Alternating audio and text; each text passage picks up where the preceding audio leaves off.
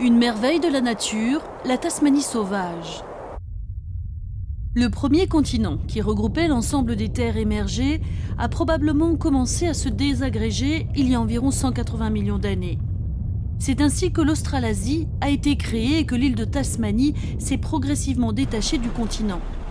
Les glaciers ont façonné une terre de contraste, rude et accidentée. La forêt primaire couvre la plus grande partie de l'île et conserve les caractéristiques d'un autre âge. Voici un échidné à nez court. Il utilise son museau pour attraper des fourmis. C'est le seul mammifère qui pond des œufs et allaite son bébé. L'ornithorynque est lui aussi un mammifère.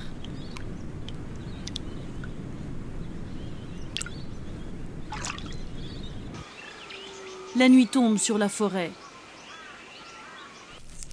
Voici un wombat commun.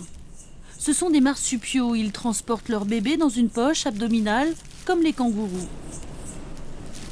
Les wombats communs gardent leur progéniture dans cette poche pendant 6 mois.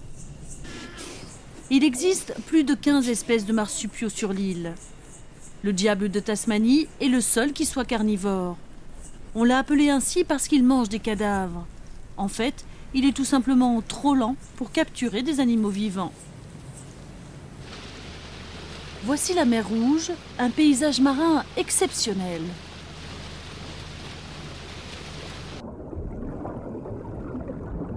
On peut voir des espèces qui se trouvent normalement à plus de 200 mètres de profondeur.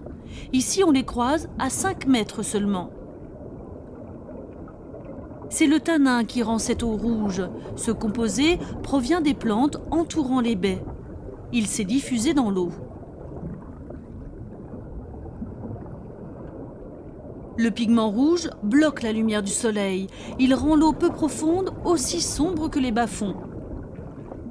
Voici un poisson éléphant, une espèce très rare qui vit dans les abysses et que l'on trouve ici. Ce poisson, qui vit sur les fonds marins, appartient à la famille des Tryglidae. Et c'est récemment que les études ont révélé que ces espèces pélagiques vivaient ici.